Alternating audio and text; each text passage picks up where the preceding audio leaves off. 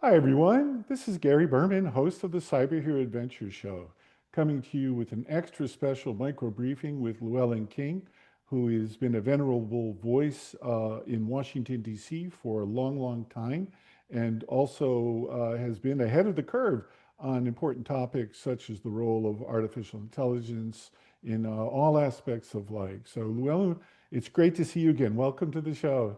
Well, it's very nice to be on the program. Good to see you, Gary, and good to be talking about artificial intelligence because, from a journalist's point of view, it's the big story. It is the big event of our time. One of the extraordinary things about it is how little recognized this is by the political class. Hmm. The last election we went through, it was hardly a glimmer. Certainly, if it's something that everybody agrees is going to upend society, nothing was said. And in today's political discussion, there is no mention of this impending change, this huge revolution that is underway. Now, what some politicians have sort of grasped is that it will affect employment.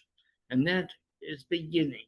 We can see the subtraction of low end jobs, which is where the big hit will be, and particularly people who've been quite invulnerable before, low end white collar jobs. In fact, almost all white collar jobs are under some threat, and certainly low end. To be crude about it, paper pushers are in trouble. Uh, and that we don't know where that's going to go.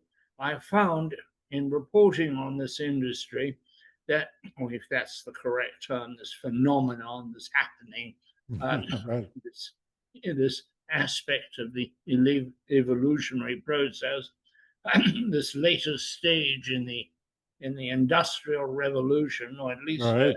in the electromagnetic revolution, um, which is something that has changed all our lives already, then it will continue to change them. And it's been said initially defenders of the status quo or of a concept that it would come slowly and gently. They point to automation and say, well, with automation, more jobs were created. There's nothing to worry about. Well, there's a difference. This is subtractive. Automation was additive. It added jobs, it added occupations, it added products, and products produce more work, more things. We don't know on this one. The first tranche is obviously going to be subtractive. Jobs are going to be lost, and it may be quite some while before artificial intelligence has sufficient economic generates sufficient economic activity itself to replace them if it does, and we don't know that.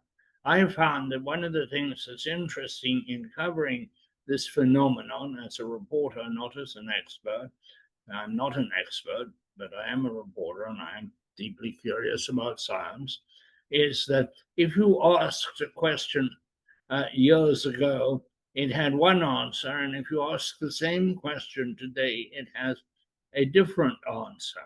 And I will put forward two questions that I have asked consistently at universities, at conferences. I've been to a lot of conferences, a conference in Spain, two conferences at NASA, one at MIT on artificial intelligence. I've interviewed companies, I've talked to people in all aspects of the race to master this thing or to have a pole position in the race. We're not Hmm. really on the in the race yet because we don't know what the race is. That's right. The two questions are: will it subtract jobs? The initial answer was, "Oh no, look at automation; it made jobs." Now people say, "Yeah, it's going to cost jobs." That has been a 180-degree in the AI world change of attitude. The other one, which I used to ask and still ask, was if you have a system, a complex system, like the operation of a unit in an army or, say, an electric utility, and you hand it over to AI, can you get it back? Oh, yeah. What a great Well, question. Yeah. 4 years ago, the answer to that was, of course. I remember one professor at one great university snapping at me that it was a stupid question. Now, it's regarded as a very fundamental question, and one of the great inhibiting factors in handing anything over to AI is you may not get it back. This particularly has concerned electric utilities, and it's resulted in a very interesting upside down world. If you go into large companies, because they're worried about things like can they get it back, the security, and all of the things they worry about, they've been slow to adopt AI. But on the shop floor or in the bullpens, everybody is using it. So you have this very inverted situation when the C-suite should we, shouldn't we, whereas Right. people actually doing the work are using AI daily without permission. They didn't ask anybody. They just find it very much a useful tool. Well, that's what got my attention to reach out to you again after a while. And you had a title of one of your amazing shows about. I wrote it down. Will AI stimulate a shadow government? The idea being shadow use of technologies in the way that you're describing, right? I think it's very likely. I think that in certain circumstances, AI can become a corrective to government with a shadow operation. In Britain, they have a shadow cabinet, a shadow government. If you have the Chancellor of the Exchequer, the finance minister, has a shadow on the other side. And most job is to say you don't know what you're doing and we would do it better. But Right. nonetheless, it is a shadow.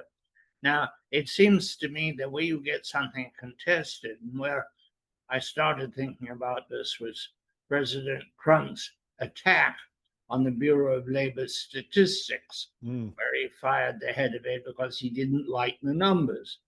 Well, with AI, absolute numbers, particularly that number, could be established very quickly. There's no great difficulty in acquiring that information. It's all reported, and AI could do a very quick and very good job. And I checked this with quite a few people who know more about it than I do, that you could produce that number showing real growth or real loss, real employment, and that would be a kind of shadow. Uh, if the government chose to, uh, you know, to play with the numbers, AI could give the real number, and people would believe the AI and not the government. Ergo, it becomes a shadow government. Now, if you start applying that to other things, the conduct of a war, a campaign, things like that, and people come to believe in AI, come to believe in the shadow, then you've got a whole new political dynamic where, for the first time, you have science directly contradicting politics. It's Mm. often contradicted Wow. politics, but never in such a direct way. All of this is yet to come, except possibly for the verification of large numbers, which is well within the grasp of AI. It was previously of computer systems, but this time it's easier, it's quicker, and it could be very convincing. If, for example, a government, for its own purposes, chose to say that annual growth was 2.7%, and AI did the numbers and found that it was in fact 1.3, people would believe the AI number. They wouldn't believe the government number, I think. And over Hmm. time, if the AI number was proved to be the reliable number, that would become the number. That's what I mean by a shadow government, that political actions and claims can be verified or checked by AI, which is interesting because one of the persistent problems of AI is reliability and accuracy. Um, and Well, let me go back to that. Forgive the interruption, but you're saying so many important things here. I just want to drill down a little bit on that point of when you said earlier, and you're now alluding to it. When you hand a system over to AI, can you get it back? So in this case, the system we're now talking about is a government system. What have you found in your reporting to a general answer. Can you get it back? I mean, no one knows, but what's your opinion? Well, it's changed. Initially, people said yes. Now they're very worried about it, particularly in its military applications. Conceive, for example, that you have a tank battalion and it's AI controlled and it's sent into battle and it's doing very well. Then you get a peace treaty and suddenly you want it to stop fighting, but it may Oh, not. It may oh not want to God. stop fighting. Think of that. Or more simplistically, if you send a missile towards a potentially foreign power and you decide that you want to cancel it and bring it back, it may not want to come back. It may have, as they would have said, had a mind of its own. And these are parameters we don't know. They haven't been fully tested. Right. And they also may not be absolute. As my friend Omar Hatame at NASA, is actually, I think, leaving NASA, as so many people are, but who was head of AI there, he said, we think in a linear way, and this is exponential. And this makes it very difficult to get your arms around it. Also, as it's evolving so very fast, it's hard to lay down that this is the absolute. I find, for example, it quite odd that people want to regulate it. How can you regulate something that is evolving so extraordinarily fast? All you're going Right. to do is get in its way. Yeah. You're not going to solve it. It was like when people said that no automobile should be built that could go faster than 50 miles an hour because that would be dangerous. Well, at one time that was dangerous. But today's automobiles are very, very safe at 80 miles an hour. Um, so we're in a position. We're right at the beginning. All we know is it's huge. It's evolutionary. It's probably revolutionary, and nobody is exempt. Trotsky said it's usually expressed as you may not be interested in war, but war is interested in you. He actually said Wow. you may not be interested in the dialectic, but the dialectic is interested in you. I can say without fear, Wow. you may not be interested in AI, but AI is Oh in my you. goodness, that's so smart and so easy to digest, as I'm just listening to you. I know you're a very sought after busy guy. Do you have a few more minutes? Because there's so much going on. How is your schedule? I want to be I beg your respectful. pardon, I didn't get the question.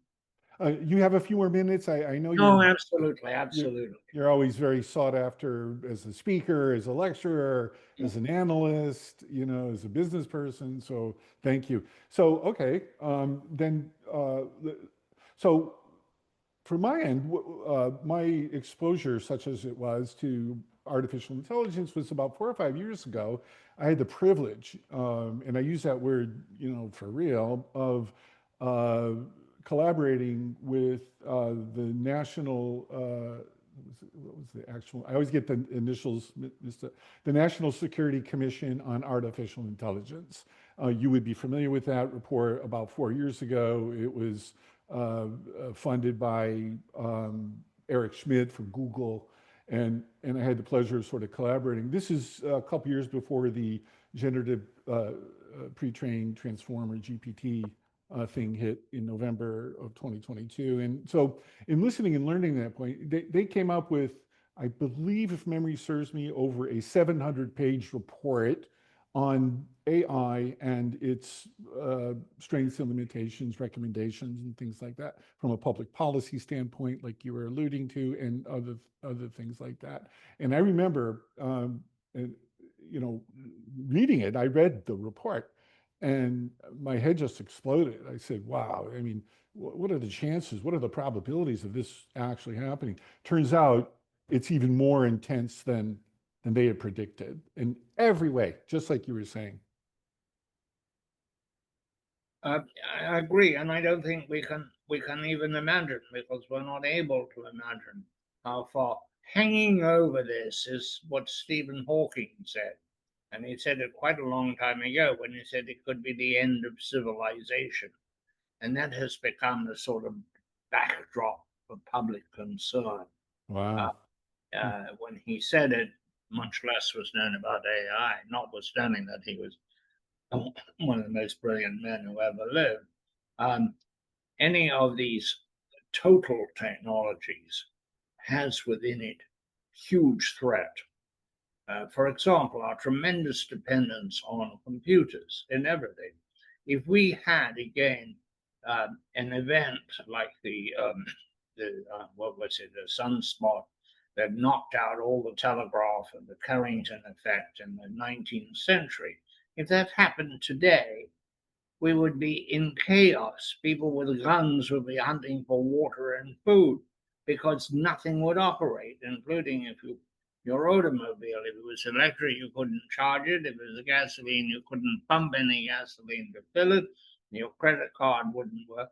I mean, we increase our vulnerability to huge events exponentially every time we add a new layer to the computerized world, what I call the electromagnetic world, because when it arrived, it was the end of the Industrial Revolution and the beginning of a new revolution, which you can call the electromagnetic revolution, computers and everything associated with them. You've got to do the balance and see whether this was good for humanity. And I think on balance, and there are a lot of things that go both ways, but on balance have helped humanity enormously. Fortunately, electricity, one of the largest helpers of humanity in that sense, has had very few downsides. Its use in computers could be calculated to be a downside because of the vulnerability that we have from computers. If there were an electromagnetic pulse, for example, that would fry them, as the Carrington effect fried them in the Well, 19th century. I forget that exact date. yeah, I mean, I'm so glad you're bringing up, electromagnetism because you are one of the world's leading authorities on energy. And now everybody is, trying to scramble to create or coalesce all these different forms of energy. I just read this morning that if you, sorry, we're having a fire alarm here, but if you were to aggregate all the nuclear power stations, I think it only came to like 1 gigawatt of extra energy or some order of magnitude. And we actually need like 10x that or 100x. Can you explain that or unpack that for our audience? Well, in order to get AI uses a tremendous amount of computing. It has these huge data centers of servers. And when you ask Google a question, if you say it uses X, if you ask AI the same question, it uses 15 times X. Now that's a rough number, but it's a very large multiple. So the demand for electricity at the moment is huge, and it's going up like this. Several things will happen. First, we'll build a lot of data centers. Two, there will be shortages. They will almost certainly hit individuals with blackouts, not data centers. Data centers are very well protected and have very complex battery systems. People don't realize one of the great drivers of better utility batteries are, in fact, data centers.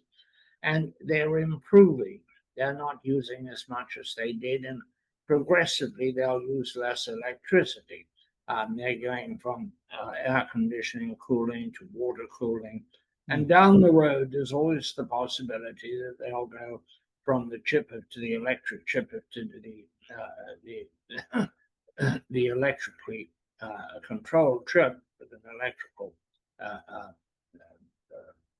current in it to a photon chip using light instead of electricity, which would vastly change everything.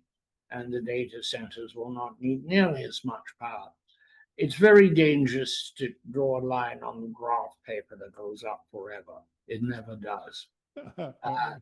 The trick is to know when it does that.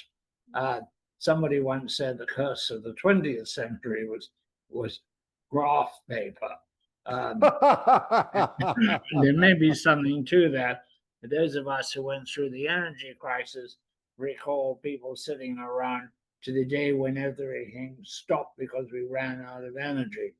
At the Aspen Institute, one of its meetings, it was calculated there would be a 23% drop in gross domestic product. In fact, we would be in a huge uh, uh, crisis. Well, it never happened. Wow. If you start putting the right pressures and don't put in the wrong governors, you do all right. Norman McRae, who was then the deputy editor of The Economist, alas, he's no longer with us. I brought him in, I think, 1978 to Washington to give a speech on energy. And he stood up, then he said, I don't know why Llewellyn has invited me here to talk about energy, the energy crisis. The price will go up, the supply will go up, there'll be no crisis. Uh, uh, and of course, he was right. And you've got to bear in mind that there will be economic pressures that will redefine the seemingly uh, uh, unmeetable demand for electricity and data centers. And the data centers are at the center of trying to improve their own. They don't want to buy that much electricity, it's very expensive. You also have something else happening, and that is the big tech companies are coming in potentially behind the meter. That is, directly producing electricity without regard to the grid. Now, it hasn't happened, but they're financing small modular reactors, they're financing the revitalization of the big Palisades nuclear plant, the undamaged unit at 3 Mile Island, etc. They're very keen. They also like green power. They want to be seen as morally responsible. Uh, now, sorry. That's my honest reaction. I wanted to take a little non sequitur and throw out something else for your listeners to think about, your listeners and viewers, and that is none of the big tech companies now in this breakneck AI race really has a solid business plan. They don't know how they're going to make money out of it. They're quite the opposite. Every new user, they lose more money in the at They least lose more money. Google may actually be destroyed by AI because people making the conventional searches, which are supported by advertising, which has made Google so rich, right, suddenly it won't be necessary. right.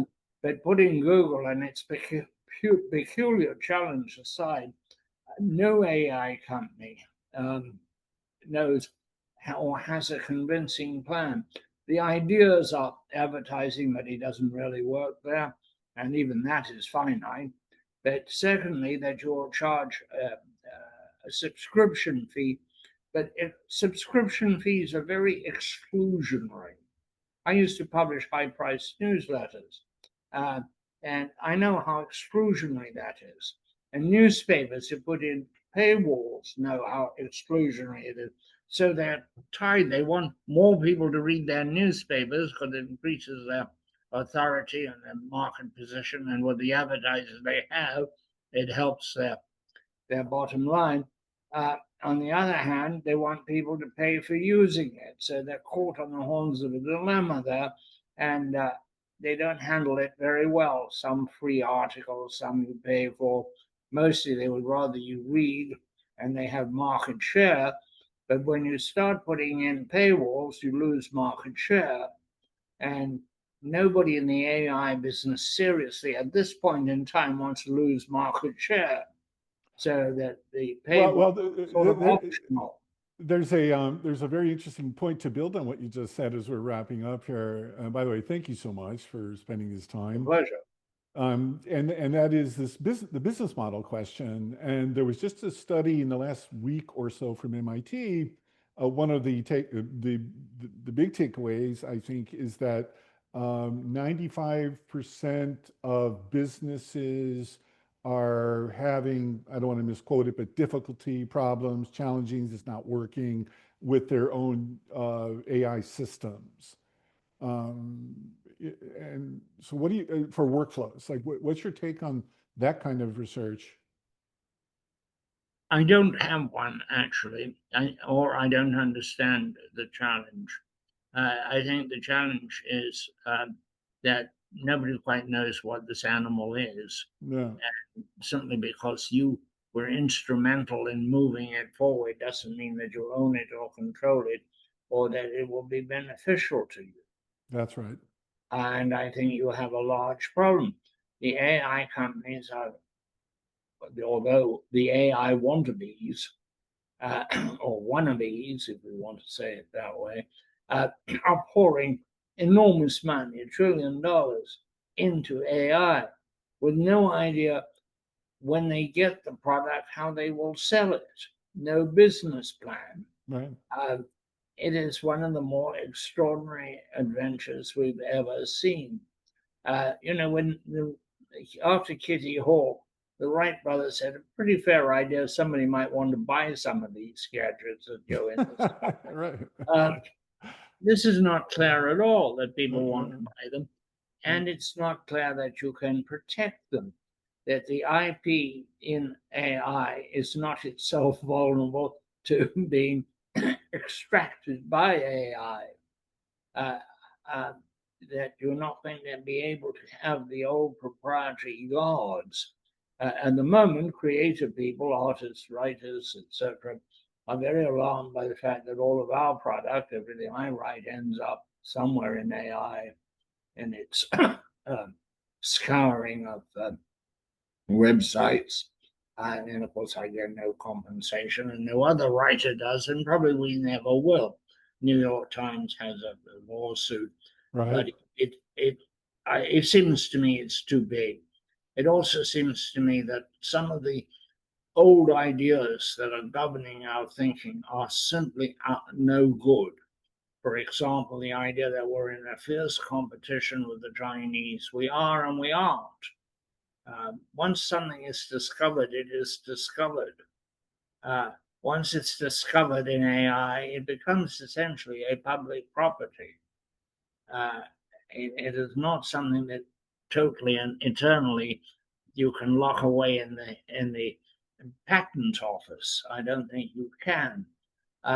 But this is all so new, and the evolution is going at such a furious rate that none of us can pronounce on it. It looks as though 2027, and I borrowed this from Jeffrey Cole at USC, may be the time that the world wakes up to the impact of AI on jobs. Oh, well, yeah. So wakes up. Let me frame something a little bit differently from some research that just came out that 50% of entry-level white-collar jobs will no longer exist in 3 years. That source material was, I think, it was McKinsey or someone like that, but it's pretty big, like you were saying. Yeah. Yeah, And politically and socially, we're not prepared for it. And no country is. indeed. Well, holy cow. Other than that, nothing going on. Uh, I mean, holy All cow. right, Gary. You're the best. Llewellyn, how does our audience get more information about things you're doing and to get in If touch? you go to whchronicle.com, that's my website. That's where the television show is, and that's where my weekly columns are. They also can be found on Substack. Um, but whchronicle.com will give you everything. Indeed. Well, Llewellyn King, on behalf of a grateful digital universe, thanks so much for who you are and for what you do, and most importantly, why you do it. Gary, I throw that back at you, and it's a great honor to be on your broadcast. Thank you. Thank Yes. you. And to our honest, stay tuned for more from the Cyber Hero Adventure Show.